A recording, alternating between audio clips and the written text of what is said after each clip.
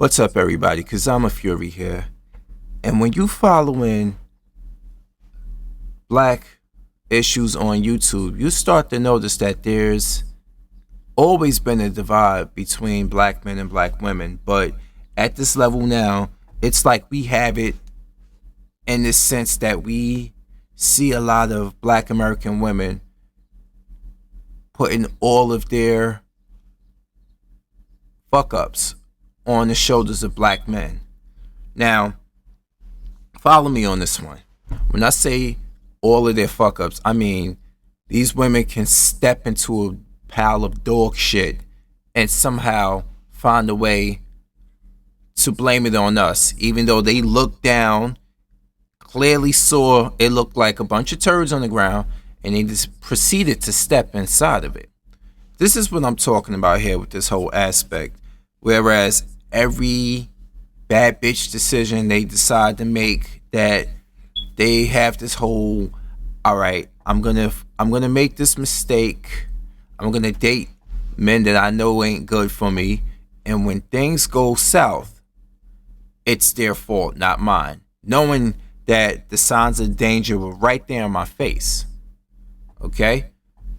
Men, especially black men in general, we don't have that luxury. We don't have that luxury. We don't have that leeway. We don't have that space to do such. And this is not a video advocating that we should have that space. This is a video advocating the fact that if you truly want to be equal, you have to take accountability, sisters. I'm sorry, you do.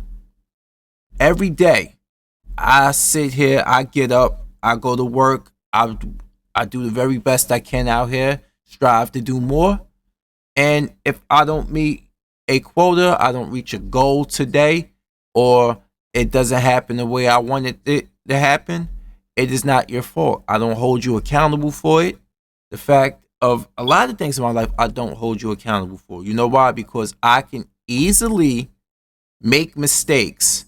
I can easily do the wrong thing just because I needed to scratch an itch. And whose fault would it be? My fault for messing around with an unsavory female for the simple fact that I just needed to get my rocks off. Okay? Now, if you're going to do that, you got to play smart. Men and women. Like, contraception is not indigenous to men. Okay? If you have things to lose, you really care about your body, you really care about your health, wouldn't you advocate being proactive, being protected? And that's another thing too, right? This whole protection thing kills me. That's the main thing we always hear. We always hear we don't protect. But that's deflection. They don't want our protection. They don't. Brothers, like I'm saying, protect, like I said before, protect the ones that you find dear. Your significant other, your mom, your sister, your daughter, of course. People of that nature. Don't be out here caping for an ungrateful female who's just gonna turn around. And if you lose your life, if you have to do a bid for protecting her, she will not be grateful to you. And people like, well, you're speaking this, but it's not all of them. Well, I'm starting to find out on YouTube, a lot of women don't make a distinction. This is why I say the things I say now. This is why this channel exists. This is why this channel initially started out as a segment of my other channel. Because I started realizing no matter what you do, no matter how noble you want to be,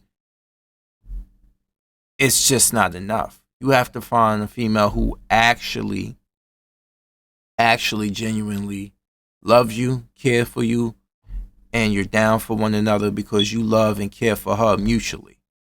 You can't be out here trying to do all these things you don't feel like doing or aren't a part of you to appease a female who doesn't love you. She just loves the idea of you. She loves the idea of what you can do for her. You don't need to be out here saying and caping for a lot of them. You don't.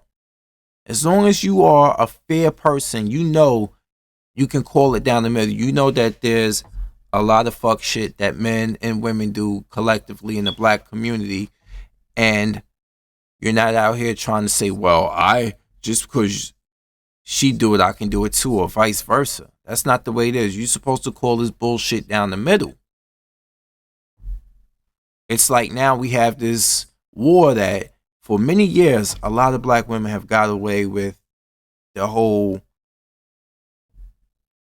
happy wife, happy life thing. Even though they're not married, they the least married. But you get follow me on this one. Because black men haven't stood up for themselves in the past, a lot of this stuff, a lot of this treatment we get now, collectively as black men, is because our forefathers before us let a lot of shit go. They did. Now, do I sit here and be like, you know what, it's all their fault, they need to take responsibility for that? No. It's my responsibility as a man today to navigate through this fuckery and know where I stand. And hopefully, a lot of men soon will come to know where they stand and start to realize it's just not worth being blindly devoted to black women who don't appreciate you. You have to move smarter. You have to find that black woman who actually loves you, who actually cares about you, who actually very, very, very, very, they actually are very feminine.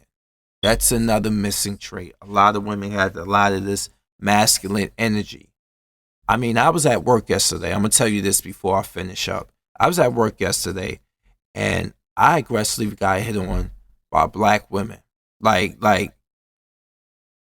and it's always the ones who aren't the prettiest. Because you got to understand, a lot of them know, they don't know how to be feminine. They just know they want the dick, and they will be bold and direct about what they would do for you to get the dick. But are they wifey material? No. And why I say that? Because if they were wifey material, the last person they pulled this hocus pocus on would have married them. But I digress.